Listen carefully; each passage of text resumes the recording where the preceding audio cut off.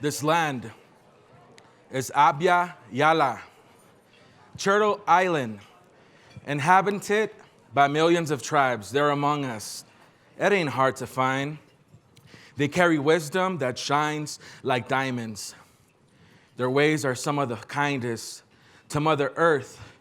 The way to life is truth. I hope you find it. Over 10,000 years, they've been living under the skies, from west to the east side. The U.S. school system taught us Hitler. Christopher Columbus is lies. He didn't discover shit. 1492, 1607, they emptied the clips, chapters of genocide. 1865, the U.S. strategically took a huge part of the land that was owned by the Mexicans. The Treaty of Guadalupe Hidalgo Heights, property taken, rapes took place, mass killings and mass deportations. My ancestors spoke Nahuatl, and they also spoke Spanish. Bracero programs, labor workers have been taken advantage. 1790 to 1965, only free white Europeans were allowed in America. Today, if you look brown and black, it feels like you don't belong in America. All lives matter except the children in the cages. Study your history and read the pages. They have labeled natives savages for ages. Thousands of families are being torn apart. Don't forget about the ones that didn't make it, crossing borders, oceans, riding trains and enclosed freights. Hate should be out of order. They're killing us like desert eagles. The highest warriors for the Aztecs were the jaguar and the eagles. 63 languages being spoken in Mexico, south of the border, that's my people. Funding terror in Latin America, yeah, we made it. Young children incarcerated, being molested by ICE agents. I'm not even talking about climate change yet.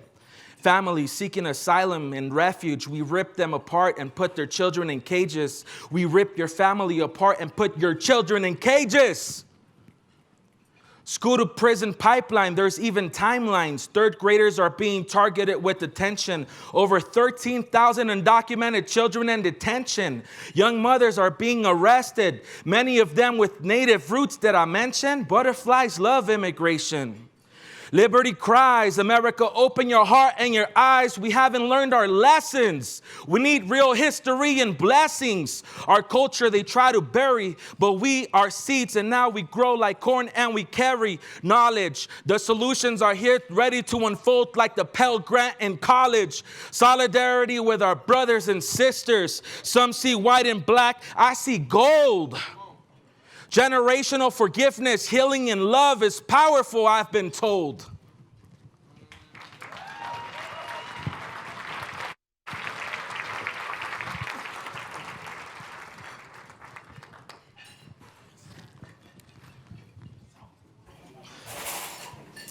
Please join me in giving Francisco another round of applause.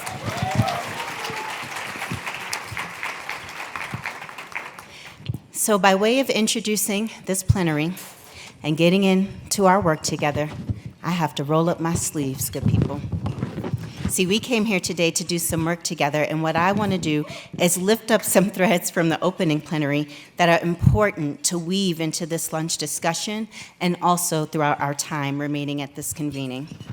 So to begin, it's important to acknowledge both how complex the frame of fixing our broken democracy is, in addition to acknowledging how much we are asking our partners across the room to take on as part of your local Opportunity Youth work. So in addition to all of your data work, in addition to building out effective second chance pathways for Opportunity Youth, in addition to all of the cross-sector partnerships, cross-systems collaborations that you have in place, I can imagine some people sitting around the room thinking this morning, and now we're asking and adding fixing the broken democracy to our list as well. And here's what I want to say to all of our partners in the room. What I want to tell you is that the threads of what both Josh and Rashad said, including Rashad's message about this being a multiracial campaign that centers racial and gender equity and justice, while also ensuring that the people most impacted by the issues are at the center. And actually, another way to say this is the way that I've heard Representative Ayanna Pressley say this. The people closest to the pain are now the people closest to the power. I want to say that that is the work of the people in this room.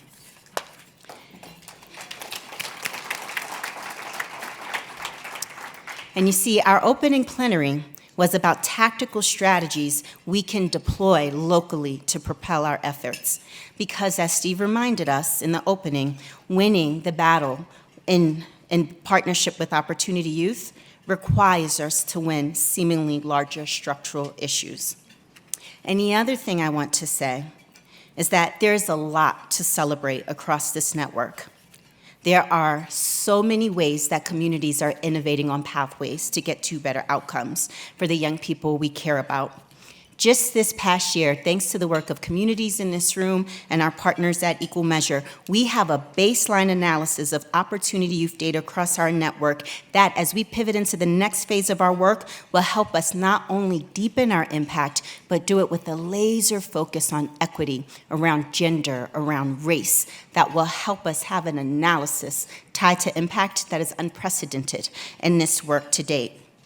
The other thing is that over the past 2 years, we have seen an amass of $195 million at the federal level. These are resources specifically allocated for Opportunity Youth, and that is thanks to so many people around this room and those of you who couldn't be with us today that have done all of the advocacy work necessary to make those revenue, public dollars, possible. But the thing that I am the most proud of, the thread that I have the responsibility to weave both from our opening plenary and into our plenary discussion this afternoon is the question about how our collective efforts will impact the future.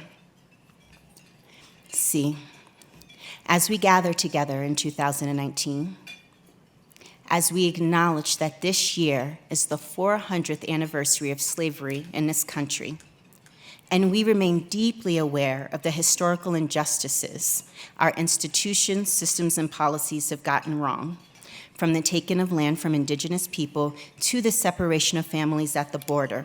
We know, both Josh and Rashad reminded us, that the way we fundamentally get things right in this country is based on the actions of individuals. And I just want to say that our network, the Global Opportunity Youth movement that our work is a part of, all of our collective action is part of this story. It will be part of the narrative our country will tell on how we got equity and justice right. We, right now, are writing the future narrative, and it is our everyday work that makes this vision possible. So what I want to do before I welcome our speakers to stage is I just want to acknowledge the great work of everyone in this room. I want to thank you for your partnerships, and I want to just acknowledge our deep appreciation for the work you do daily to bring equity and justice to your system change efforts on behalf and in partnership with the young people we care so deeply about. Thank you to each of you.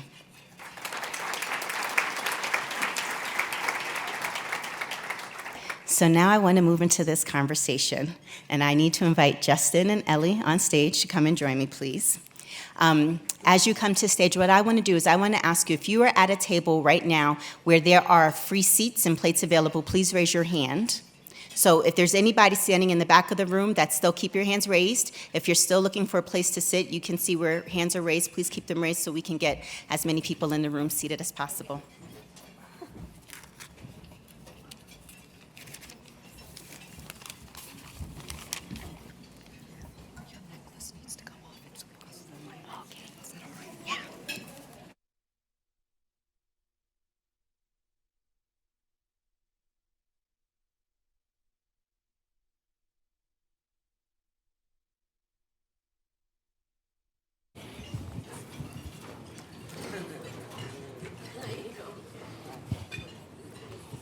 Hello? Okay, that's fine. All right. So the truth is, our speakers this afternoon, they don't need an introduction, For example, we've already heard that there's a very important ham and cheese story for Desmond to share with us in a few moments. And what we know is that Desmond is the president and CEO of the Florida Rights Restoration Coalition. And to his left is Cuna, who is the co-founder of New Mexico Dream Team, which is an affiliate of United We Dream. And I cannot get into their bios. We don't have enough time today to honor their incredible work and legacy. And most importantly, we came here to talk about it. So I want to encourage you, as time permits, to look up their bios. But where I really want to start this conversation today, tied to the conversation we had earlier around building a more inclusive democracy, is I want to open up with you, Desmond. And Desmond, what we are all eager to hear is your story. We want to hear about the work that you've done to restore voting rights to 1.4 million returning citizens in the state of Florida.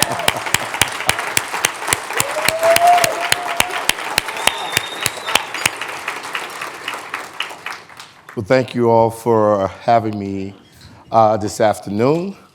You know, I was just sitting here thinking, and I'm gonna let you know right now, I don't like prepare notes. When I come into rooms, I just vibe with the people that's in the room, and I let what they say, the spirit guide me. And you know, I was sitting here, and as you was doing the introduction, what I thought about was how was I going to start my story, and how significant it was to voting, right? And the reality is that my story, how it started, had nothing to do with voting. And I say that because as a person who has been directly impacted by the criminal justice system, as a person who identifies as a returning citizen, formerly incarcerated person, I know that when we're caught up in the criminal justice system, right, or if I'm in prison, you know, I was not in prison saying, man, I can't wait to get out so I can go and vote.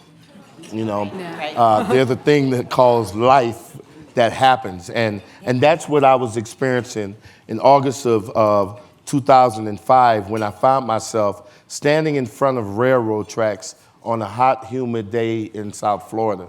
You know, at the time that I was standing in front of those tracks, I was homeless, I was addicted to drugs, I was recently released from prison, I didn't have a job, and the only thing I owned were the clothes on my back. And I stood there, and I was actually able to block out that oppressive heat and humidity, because the things that were going through my mind was basically how much pain I was going to feel when I jumped in front of an oncoming train.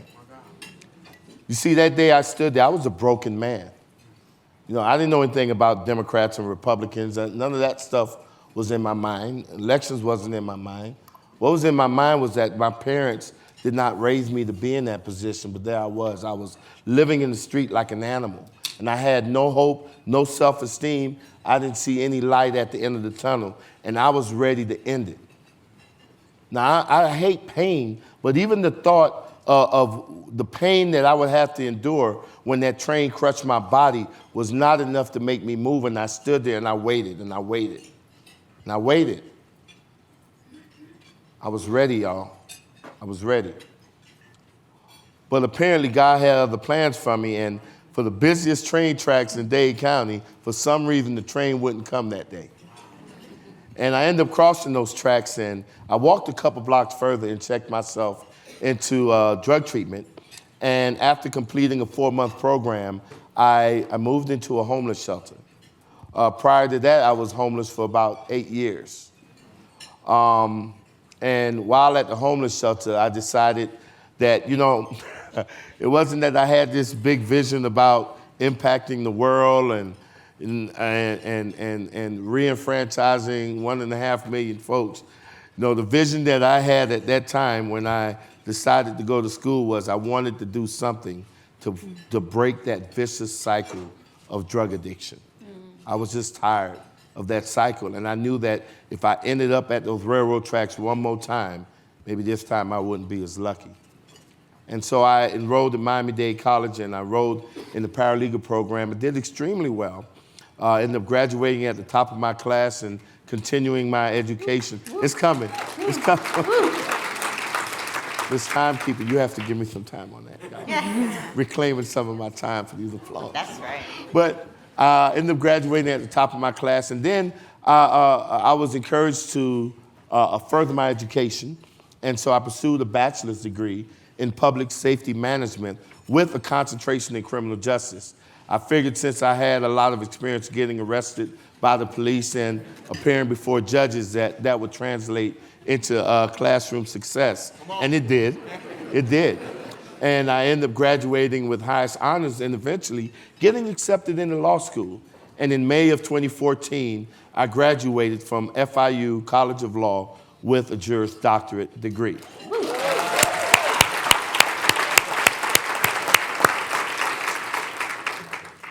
You know, and in spite of those obstacles that I was able to overcome, and in spite of a commitment that I had made early on to dedicate my life. Notice I said commitment, because we'll get back to it. The commitment that I made to dedicate my life to community service and improving my community, because I knew at one point I caused harm to my community. In spite of all of that, you know, because I lived in the state of Florida, I couldn't even practice law, right?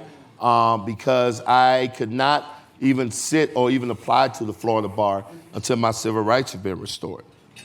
You know, and I started traveling around the state and just hearing all kinds of stories from all kinds of people from all walks of life, from all political persuasions, people who made mistakes and were told that they would never be an American citizen again. And I say that because nothing speaks more to citizenship than being able to have your voice heard at the ballot box, right? And when you have men, I never forget a guy named Howie.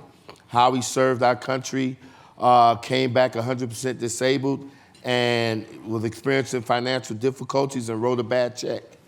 And the state of Florida told him he would never be able to vote again. And he languished for over 30 years trying to get his rights restored. And just all kinds of stories, and it really moved me. And then I guess the nail in the coffin was when my wife, Sheena, she ran for office. She ran for a seat in our state house. And, you know, I remember we was all excited about her campaign. And when early voting started, somebody approached me and said, man, I know you're going to be excited that you're voting for your wife. And then all of a sudden, I remembered that I couldn't vote. Couldn't even vote for my own wife. But yet I was reading stories in the papers where even prisoners in Puerto Rico was able to participate in the presidential primaries. People all over the country was able to participate, but in the state of Florida, we couldn't. Then when I looked at the amount of people that were voting in a lot of those states, that the amount of people who were disenfranchised in Florida was more than the people who were voting in the states. Yeah. All right, and so I knew that, like I said, there was something that needed to be done. It was a lot of this was in the making, and it just came together for actually, I think, a beautiful symphony of what can happen when we break down barriers and titles, and that's what we did.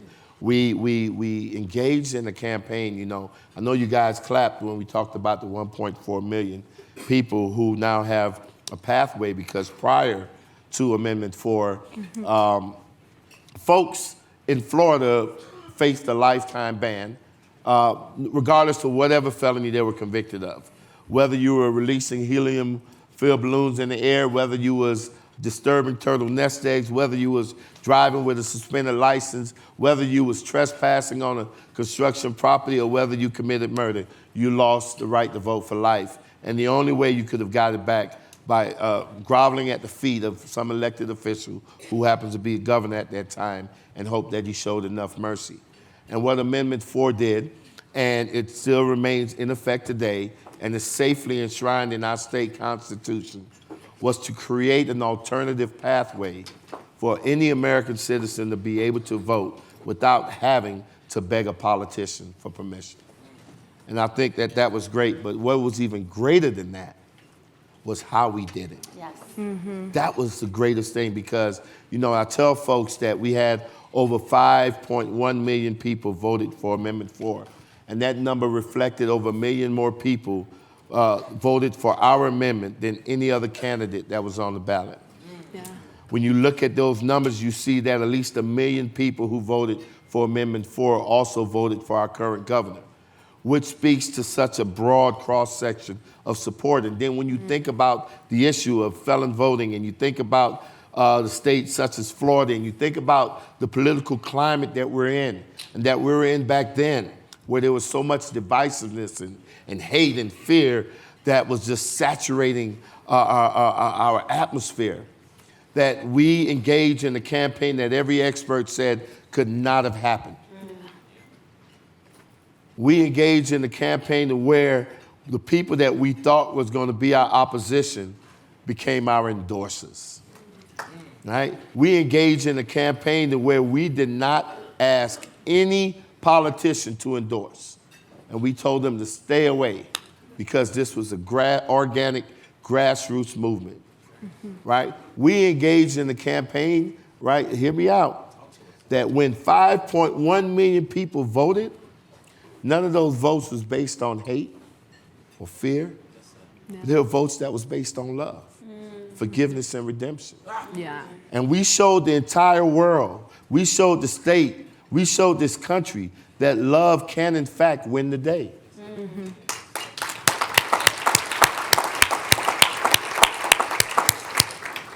And to me, I think that was like the most important aspect of it, right? Because it showed that we don't have to set up barriers that limit who can talk to us and who we can talk to.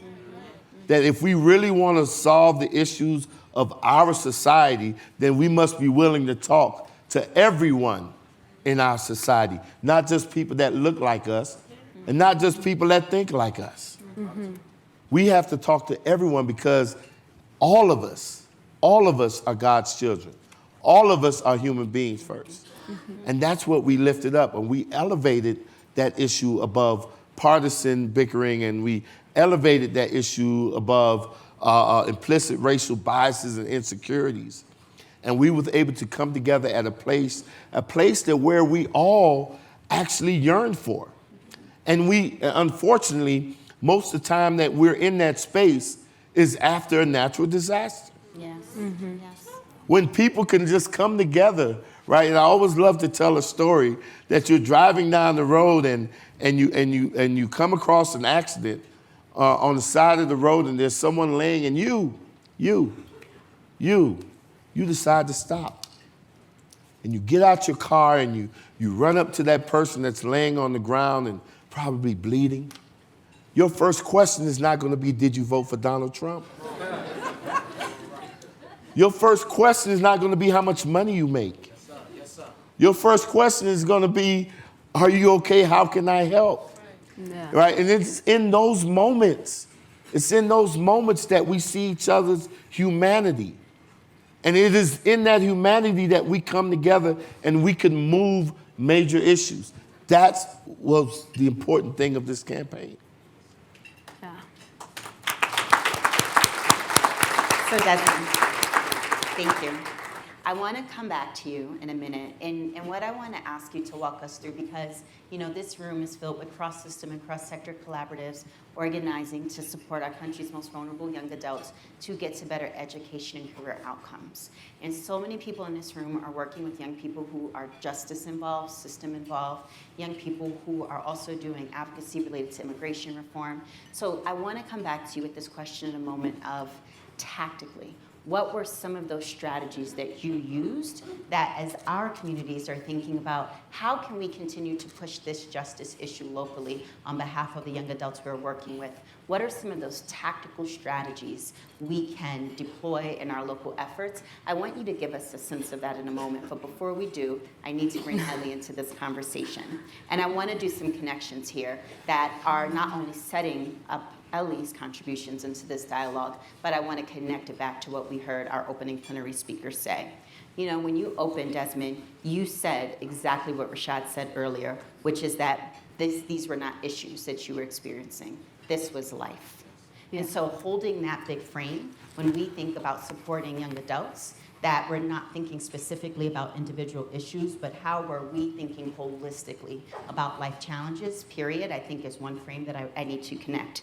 The second thing you talked about that's also really key to our work, and I mean really is fundamentally the vision of our work, is what does it mean to have a second chance system, and that second chance system be comprised of alternative pathways, that we can envision a very different way, as Rashad said earlier, to write the rules, and that we have the power to write rules, and those rules create alternative pathways where more people fundamentally have opportunity. So I also need to call that out as well, Desmond. And then the last thing that I want to say is about this campaign, this organic grassroots organizing work that was so key to what you're doing.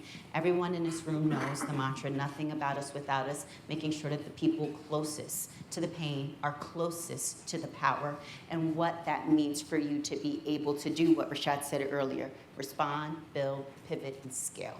So I want us to hold those pieces in our mind as we pivot to Ellie, who again is doing organizing work, supporting youth organizers on the forefront of immigration reform. Ellie, please tell us about your work. Thank you, Monique. And damn, after he talked, I was like ready to jump and then say like, amen, I'm ready. But I want to share that when I'm hearing you, I remember why I joined the movement, right? Why I joined the movement, I was undocumented, really, really afraid. I was 16 years old in Capitol High School in New Mexico. I was too Mexican, too broken English, too everything, right? And I didn't know how I navigate and how to say people that I was undocumented, because during that time, you were not as open. Mm-hmm. You were like, I don't have papers. Can you find me the fake Social Security to continue working? That was it. That was our system. That was our underground system. And that's the system that continued in place. Okay? So I remember really well that I was in that classroom, and I was feeling really ashamed of who I was. I don't understand why, but I know why. Because the systematic racism that exists in a school setting every single fucking day that you're walking, just entering those doors. Yeah. At the moment that you cannot even eat lunch where the rest of the people eats because you need to stick with your people, because then it's gonna be fights. Because you know that you are an ESL class and you need to stay in the portables because you cannot go inside the building. That is the system that is still in place, right? And that's the system where our young people live. So our dreams, our envisioning, our hopes are limited to that classroom with a broken book, with a chaotic classroom, and with limited resources. So when I was there in that classroom, and when I heard for the first time a strong woman with accent, brown, beautiful, and super queer, calling out and saying, no papers, no fear, I say, hell yeah. She's calling me. She's calling me. She knows something, right? She knows something. And for the first time at my 60 years old, I was able to figure out that it was okay to say, I'm undocumented, I'm unafraid, I'm unapologetic, I'm queer, trans, and unashamed. And that is the moment I joined the movement. That is the moment when I feel for the first time that I have power, I have choice, I have agency. And that is the reason why when I'm hearing him, I was like so chill, because I'm like, you don't join the movement because you want to change a policy. You don't join the movement because you want to change the politicians. You join the movement because you are committed to reclaim our humanity. You join the movement because you know this is a fucked up system. That you know it. And you know that the problem is not on me. That I'm not the one that needs to be fixed. And when you embrace that with young people, we know that we share the struggle and we're closest to the pain. But also we know that we have the answer of who we are in the absence of a struggle and fight. And that is when transformation and miracles happen. And that is when we change the system. And that is when policy change. And that's the way how we like to just share like the impact of our work. Young people is really, right now, when I'm saying, I'm gonna break it down in 4 ways, right? Young people have dictated, we have power. We have agency and choice. In some way, the undocumented folks have filed the first amicus brief that is gonna be heard in November 12th in front of the Supreme Court saying, you, Trump, you don't gonna take away my victory. That was DACA. I want that. I wanted taking over offices. I wanted doing walkouts. I wanted putting my body in the line. And we cannot vote, but we can speak.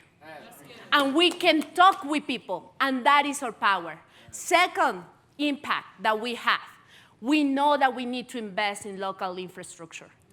There's no way that we will win if we don't win locally or statewide. There's no way that we are not able to address the lack of grassroots infrastructure that is in the ground. Not everybody lives in urban settings. There's rural areas. There's tribal countings. There's places where we need to connect with our poor people, that we need to tell them that they have the power. And it's like and they are so amazingly courage and brave that they are able to see the connection of every single issue. They see, I want education, no deportation, and for that, I'm gonna mobilize all my high school to allocate $25 million to Affordable Education Act. That happened in New Mexico in 2018 legislation session. Where the most impacted people is young people that live in the reservations, that live in the border towns, that are brown, that are black, and that are native. And those were the most directed impacted young people, right? Reclaiming that victory. The third piece that young people has been really intentional to do is the power shift. We know that our stories matter. So when our stories matter and we knock those doors knowing that I may not be able to vote, I'm so fucking good organizer that I'm gonna make that person vote. And that was real. In Doña Ana County in New Mexico, border town, where you have the colonias, you have a so hard time to just even knock those doors. We were able to talk about let's stop deportation, let's close detention camps. Or kids that look like us, your kids that look like me, that are in your home, are in cages. And for the first time, we changed the narrative in the border. And people, we turn now 15,000 people in a border region, pledging and saying no more. We want to flip the district, and we won in 2018. We flipped the district from being a stronghold Republican to become the first woman of color, Xochitl Torres-Small, to be part of a really progressive narrative. She has things to work on, like everybody. That's why we take over offices and we change ourselves in those offices. But that's the part of the direct action, no? Yes. And the last one, and the most important one, and I think our young people knows it, and they have it in their core, and in the way how they move, and in the way how they chant, and in the way how they are bringing joy to this revolution. Because if this revolution you cannot dance and be joyful, then this is no revolution no more. This is oppression Olympics. And that shit doesn't work. So when those young people are in that setting, and when those young people are able to see the humanity in each other, cross-movement happen. Cross-movement happen because they have the creativity and the imagination to say, who I am outside of this. And that is going to inform the policy change that you want. And that is going to inform the system, like how we need to tackle those systems, right? And that's the way how we need to really more intentional in our campaigning to do cross-movement. We are right now running an APS campaign. It's Albuquerque Public School campaign. It's Count Us All. That is really about, right now, the allocation of Title I funding is supposed to be for brown, black, poor kids, okay? And they are using a system that is given by the data federally. Who do you think is left out on that data? All the undocumented folks do not qualify for federal programs, and all the Native folks who do not apply for those kind of programs because they are in the tribal infrastructure. So proportionally, we are invisibilizing brown and black folks in the education system. And it's just the systematic racism that exists. It's so silent, but it's right there, reminding us that you do not belong.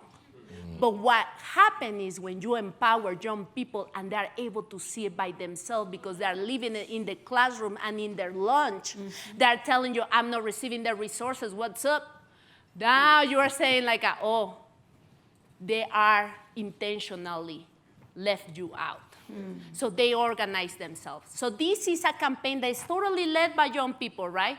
Because they realize the funding that the schools are receiving has lacked totally, and they wanted to know why.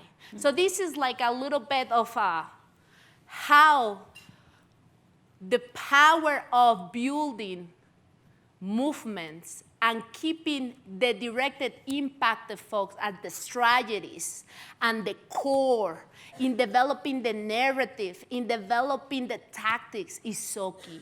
And our young people are so wise because they know what they need and they know how they envision living this life without chains.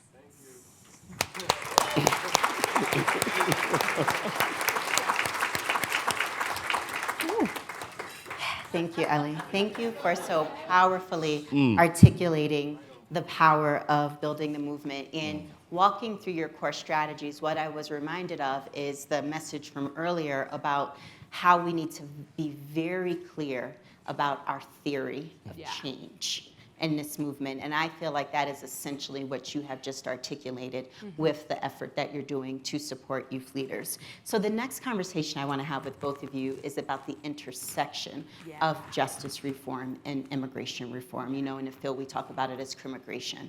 But before we do, Desmond, I'm going to come back to you to ask you this question, this follow-up question. When we think about what our communities are doing and the tactical strategies around being able to deploy and implement a campaign that achieves the level of success that you were able to achieve, what are those 2 to 3 tactical strategies you would share with the room about how to think about supporting people that are justice involved? Wow. So I'm kind of like caught up in what Ellie just presented. I mean, because it really took me way back, and I'm sitting up here and I'm listening to her talk about the youth movement. I'm looking at all these young faces and I'm feeling so old right now. But and I think it would get to your question. When I had while I was in the homeless shelter, I enrolled at Miami-Dade College. And probably within a few months after enrolling, one of the first group of people that I really connected with was Gabby Pacheco, Carlos Roa, Felipe Matos, and they was talking about putting together this. They wanted to walk from Miami all the way to Washington, D.C.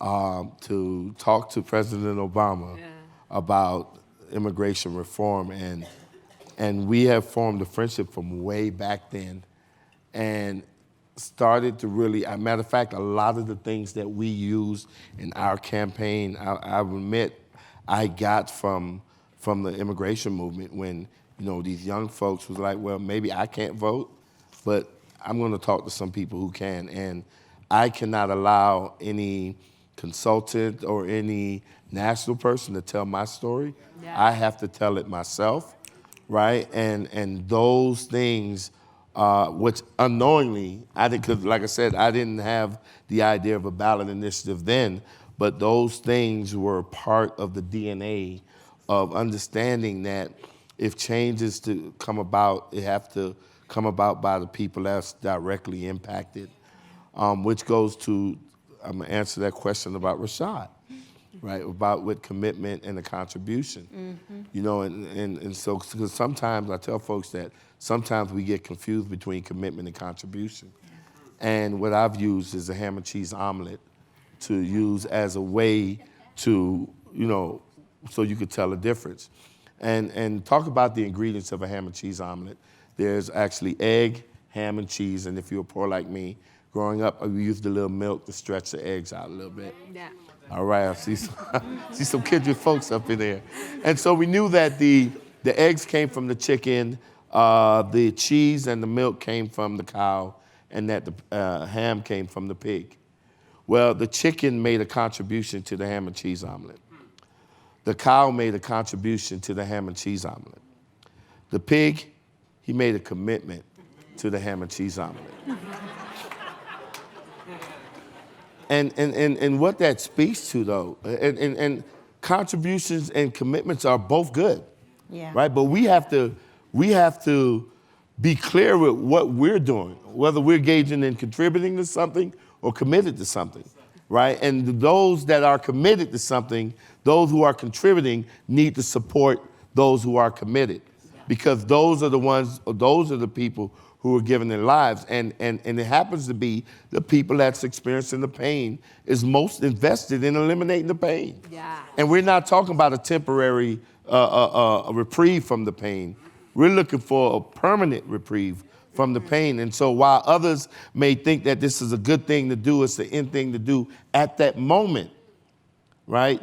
They could easily, like the chicken could drop the egg and continue on to something else. The cow could stop for a minute and let you milk it, continue on to something else.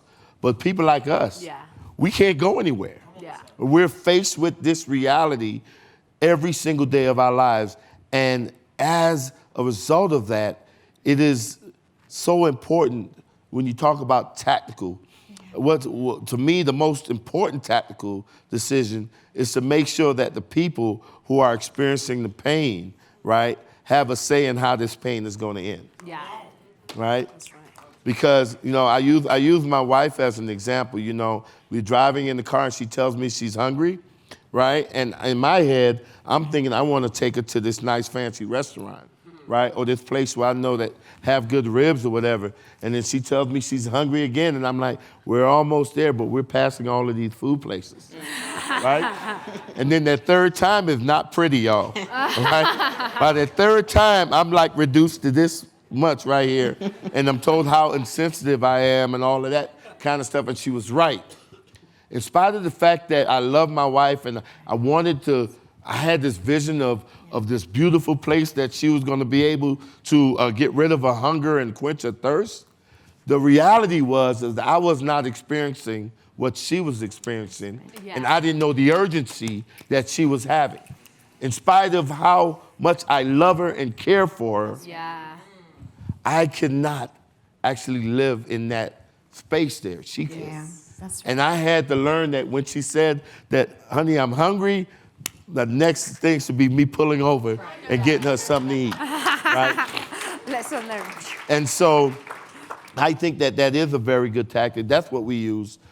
Even when I think it was just at the time saying that we had at the time 1.54 million people in Florida who couldn't vote, right? But we looked at a state where elections was decided by 60,000 typically, and then for presidentials, 100,000, you know, just thinking that, man, if just half of returning citizens could get someone, a family member, a friend to vote on their behalf. Hence, what I didn't know at the time, I was telling people, I wasn't organizing around political lines, I was organizing around bloodlines, right? But it's deeper than that. I was actually organizing around love. Yeah. We was mobilizing people who cared for us, who may not have otherwise been engaged in the political process to step into the arena on our behalf because they cared for us, right? And so not only are we keeping directly impacted people at the center of the movement, but we're using the power of love to engage a dormant class of citizens and voters to rise up, right? To bring together a massive outshowing of civic participation to actually shift landscapes. Yeah. So those are the two things that I would use. Thank you. So, Ellie, I want to invite you to respond to him. But I want to also turn to the audience and say that we want to also hear your questions, and we want to invite you into this dialogue as well. So after we hear from them, I want you to know in the next couple of minutes, I'll open it up to the room. So please get your questions ready. Yeah, and for me, I just want to build it up of what he's saying in the fact that as a movement leaders, we also have a lot of work to do, right? Saying we get well, I'm undocumented, una from immigration right movement, that's my line, right? But moving out to be really cross movement is about seeing each other humanity and not as a competition, but an interconnect of liberation. And that means also that my commitment is put my resources and challenge my theory of change and challenge anti-indigenous, anti-blackness in my staff. That is what it means. Yeah. That it means that I need to address homophobia in my own staff and my own organizers. It means that I need to do that work, right? So I remember the historic victory of Florida because I was formerly the National Field Director for United We Dream during that time. We have our biggest Congress in Miami, and we make a conscious decision. This is crazy, but we're gonna use this moment and we're gonna mobilize the 1,200 young people here to knock doors for Amendment 4. Yep. And we did it. And it was, right now I still have PTSD because of that. I'm just kidding. It was the liability forums, the chaperones, it was a chaos, but it was beautiful because young people were able to connect. They were able to see, yes, I'm fighting for DACA. I'm fighting for a stop the deportation of my parents. My mother is right now in a detention camp, but I care about Amendment 4. Because if you are not free, I'm not free. That's right. Yep. And it's simple like that, and that implies in movement building intentional leadership development, intentional political development from the young age of young folks, and investment on them. Because it is the society who has limited us to see each other. But I think when it's rooted in love and hope, miracles happen, is what it happens, right? Yeah. So that's what I wanted to share, and that's our role as a leaders and in this space to challenge ourselves in those biases and prejudices to really connect with each other. Yes. Could I just share? Cause that was like, like we vibing here, y'all. I don't know if y'all know this, right? We vibing for real, But and so I want to encapsulate that because it was, I don't know how long ago, maybe about 8 months ago, where that thought came to me that, wait a minute, we don't have a monopoly on the suffering, and we definitely don't have a monopoly on the solutions. Yeah. Right? That's right. Understanding that it goes far beyond, I recognize the suffering that I'm enduring, but that doesn't mean that I have, that it's only me that's suffering or people are suffering my way. I mean, there are people that's still incarcerated right now that's going through some things that I don't even have a clue about or haven't experienced, and there are people that have actually come out from incarceration who have felony convictions that are going through things that I may not have gone through. And so I don't have that monopoly, right? I don't have a monopoly, and I don't have the solution, not monopoly on the solution as well. Yeah. And I think it's very important to stay grounded that way, to understand that there's so many voices that need to be in this. Yeah, that's right. So thank you. I want to open up to the network, and I want to see, show of hands if we have questions in the room. Not everybody at once now, please. Don't rush the mic. We only have one mic. Hi, guys. Thanks for being here. Look straight down, Desmond. Way down here or over here. I'm actually sitting in your seat. That's why. Thank you both for being with us. This is really, you are vibing. I wanted to ask you about the get out the vote part of the work now. Whoa. And how you're going to leverage that love and that proximity that you've been able to achieve to win the victory of reenfranchisement. But now what's the plan? We know Florida, there's small margins on the governor's race, on the Senate race, on the presidential. It seems like I heard something about hanging chads back in the day. So tell us about your plan. Now that you've won, how are you going to get out the vote? What does that look like? What are your targets? I'd love to hear about that. Well, first of all, I want to tell you, we cover the gap. That's one of our taglines. We cover the gap. You know, in spite of legislation that's out there, we know out of 1.4 million people, at least 840,000 of those individuals does not have any outstanding fines and fees and are eligible to register right now. That's 840,000 in a state where a gubernatorial election was decided by 30,000 votes, right? And so when you talk about how we do it, I think that we have to get in the mindset of being less transactional and more transformational, right? That I am not asking you to register to vote because I need you to vote for a politician that I like, right? Or I'm not asking you to register to vote because I want you to support an issue that I think is important to me, right? No, I'm asking you to register to vote, right? So you can exercise a voice that has been silent for so long to address your needs, right? Yes. Wherever they may be, right? And what we've seen, and this happened we stumbled on this during our petition collection phase and through our GOTV phase. There's nothing more powerful than empowering the people in their own communities to talk to their family, friends, and communities about voting. Yeah. When you have an issue where in prior gubernatorial elections, you have over 2.7 million people of color. I remember 2010, there was 2.7 million people, no, not 2.7, but 1.7 million. It was 808,000 registered African Americans, 912,000 registered Latino Americans who registered to vote but did not participate in an election decided by 63,000 votes. 4 years later, after there was a whole lot of dialogue about how this governor is the worst governor in the history of the state of Florida and how he's managed to piss off so many constituency groups that he was going to be a one-term governor. And I say that because it's almost the identical narrative or rhetoric that we hear now. Yes. Yeah. So 4 years after that, he wins again. Yeah. And this time, he doubled the support among African-American voters, right? He won by 63,000 votes, but this time, over 1.3 million African-Americans that was registered to vote and 1.1 million Latino Americans who was registered to vote did not vote, right? And what we believed was that there was a direct connection between many of the people who couldn't vote to the people who could vote but didn't vote. Yeah. And we tried this, and what we seen was when we looked at all voter propensity that we focused on, and primarily our primary focus was on zero propensity voters, but we also focused on mid-level propensity voters. What we seen in the midterm election was that there was a turnout rate of 68%.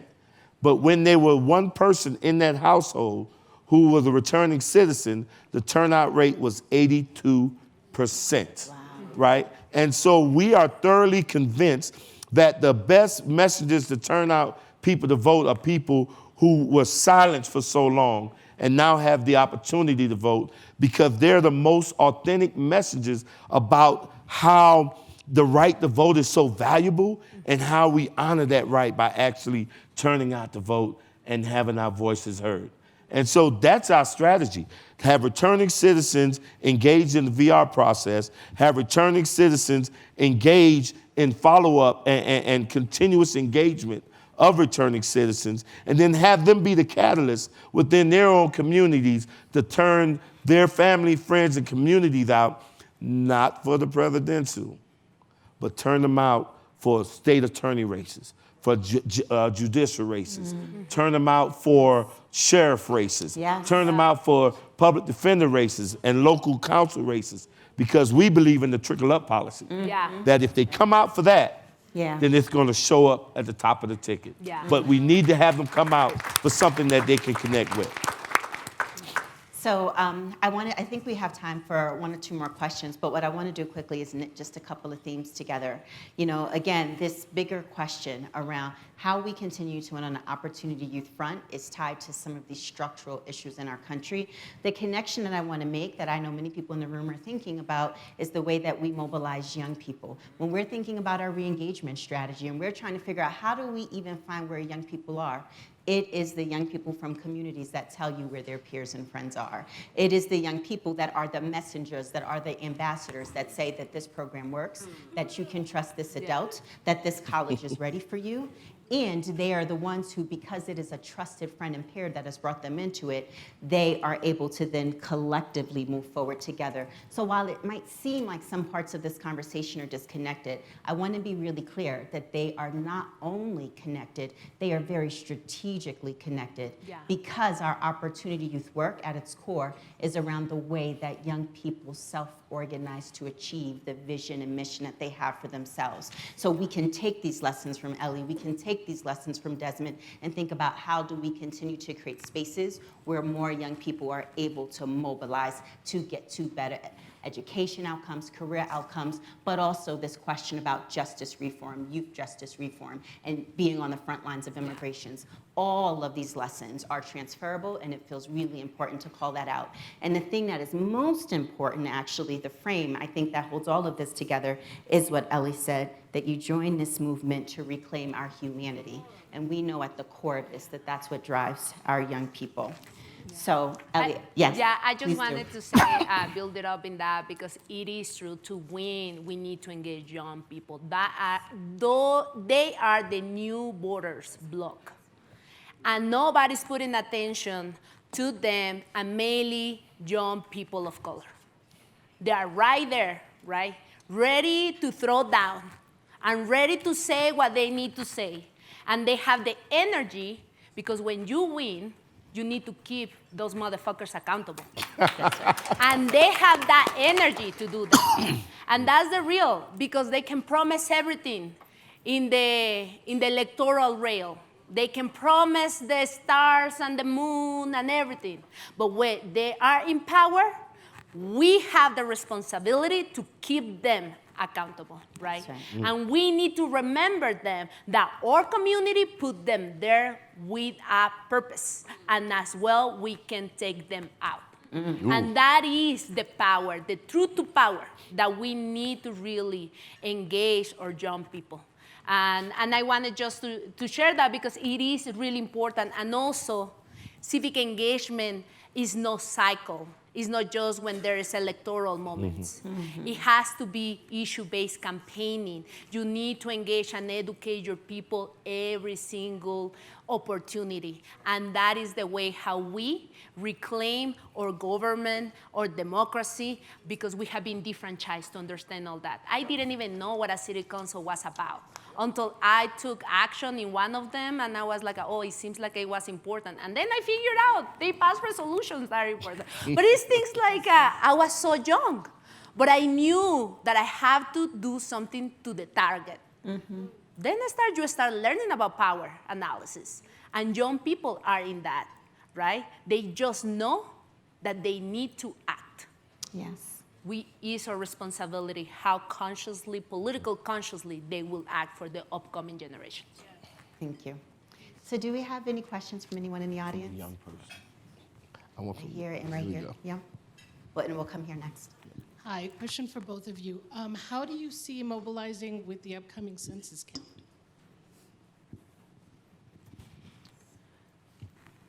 You can answer that. Yeah, Yeah. you answer that. Well, everybody needs to be counted. So I think mobilizing for the census is one of the most important efforts that we need to do in every single decade, because this is going to have a ripple effect in redistricting. And when we don't have a say in redistricting, we lose power, and our people continue being invisibilized. So if the question is, we should be involved in the census, fuck yeah. We should be, that should be our priority in our campaigning, yeah? And young people should understand why. Young people should understand something that I have been learning, because right now we're doing the strategy for census and redistricting. Young people get like they're like, okay, you want more allocation of funds, you want more like more money to the schools. They get it, but that's not what they motivated. When you talk about census being a way to reclaim your voice and have a participation in the political game, they get agitated. And they say, yes, I want that because I want to be heard and I want to belong. And I want to have a say in how these things is going to run. So that's where people get like a really agitated, right? So yes, we should be, all of us, be part in our programming. Census should be part of your programming, and you should encourage people to count every one and single one of our folks. Thank you. So yeah, I think we have 2 questions over here, and I want to encourage any of our young leaders in the audience that has a question to speak up as well.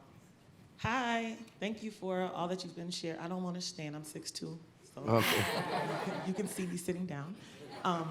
My question is, from an organizing standpoint, when we're trying to really mobilize young people, particularly 18 to 24-year-old voters, which is an untapped voter block, one of the challenges that we face is that they're often dealing with dire and urgent other needs. How do you recommend engaging, like it's hard to ask young organizers to go out and get stuff done when they don't have food, don't have housing, work. So what strategies do you use to keep them engaged and address those needs so that they can go out and get it done?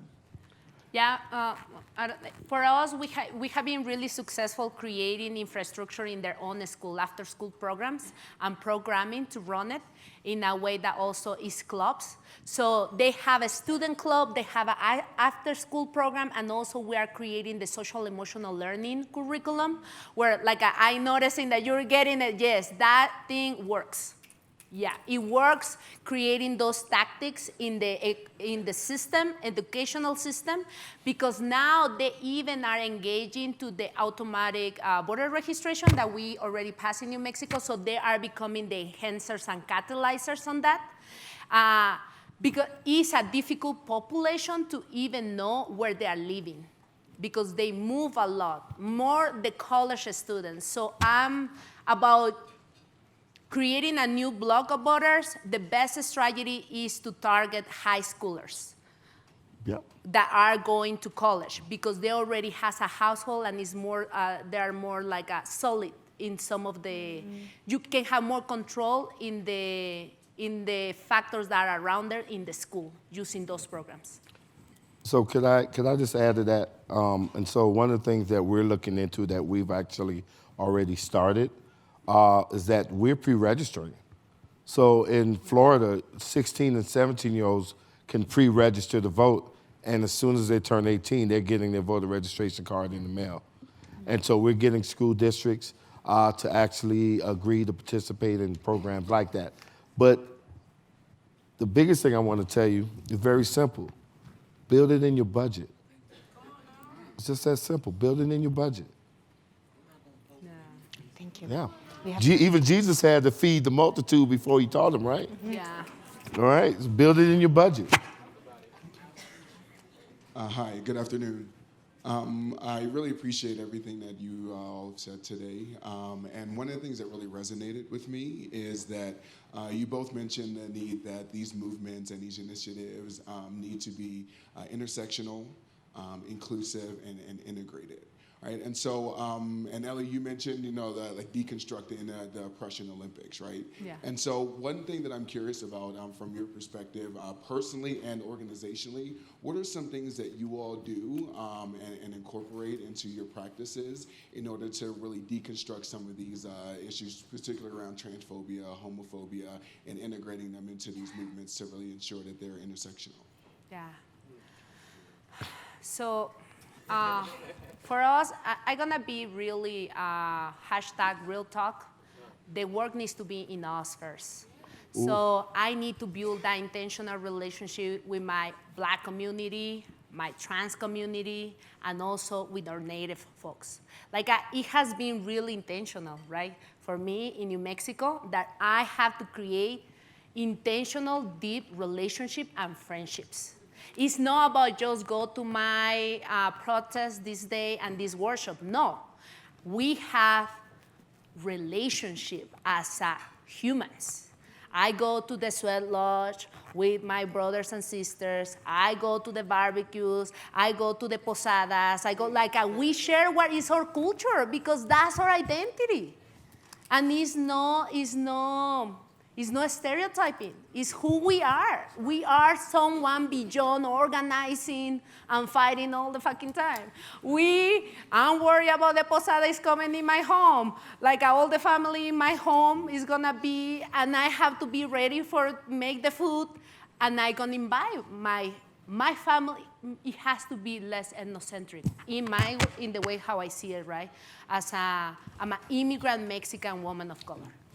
So when you push yourself to see family beyond that, when you learn from each other and the stories, and when you share the culture of who you made you feel and who you are beyond what it has been given of political identity, because that's true. We are talking and we mobilize and we navigate with a political identity, but that is not entirely who we are. So that is the biggest homework and lesson learned that you have to bring, right? And also, as a queer woman, is really intentional in every single moment in the space. I have to talk about gender non-conforming, and I have to talk about queerness, and I have to talk about who I am, and I have to request people to identify themselves with the pronouns. And I request in my building and in the building where we have our office to be gender neutral. And those are how you use your situation of power to make the changes.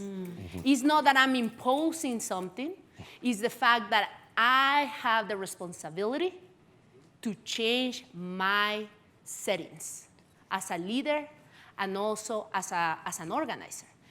Now, not all the people are there. Yes, it is true, but it's also our work.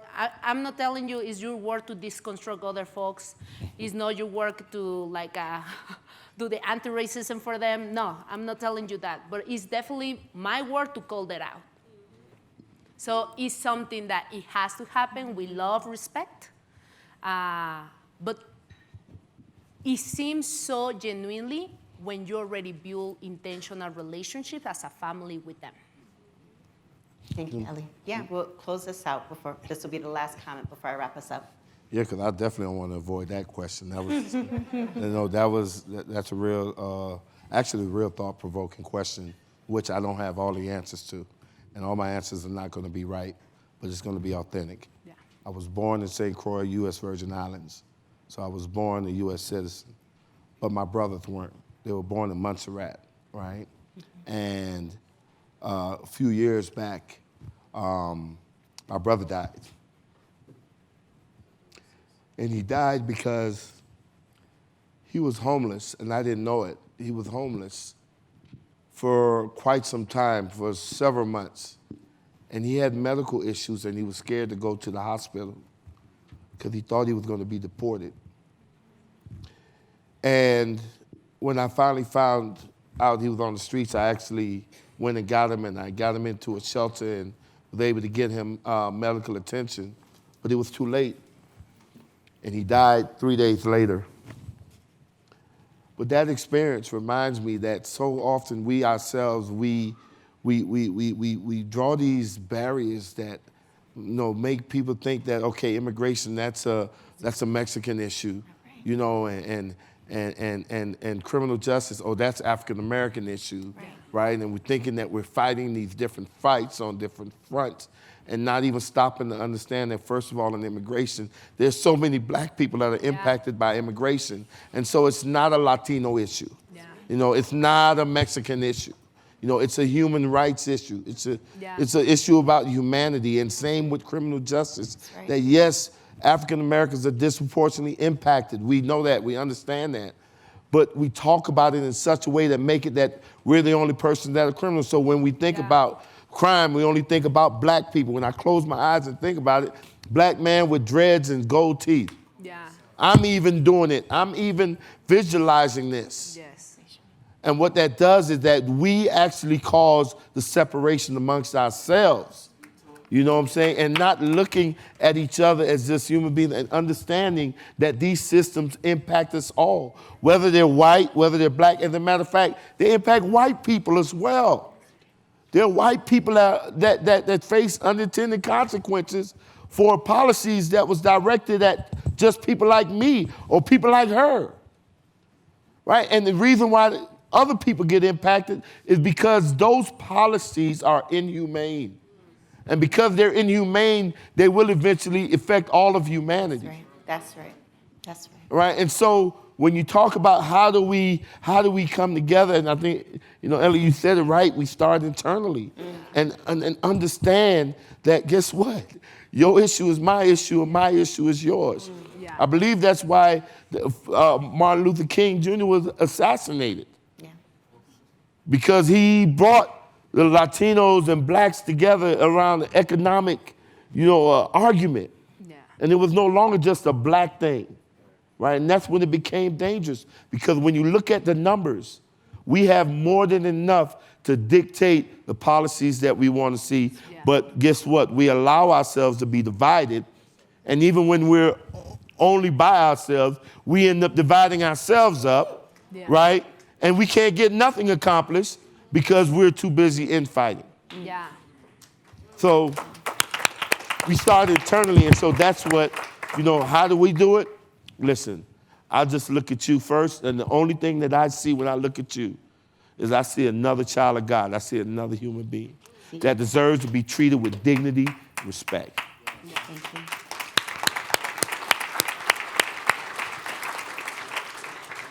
So thank you for reminding us of not just how intersectional these issues are, but how they have impacted generations. And unless we do something, they will continue to impact generations. So what I want to close this with is I want to lift up Representative Elijah Cummings, who I think many of you know recently passed away. There was this quote that went around. Many people said this was their most favorite thing that they heard him say.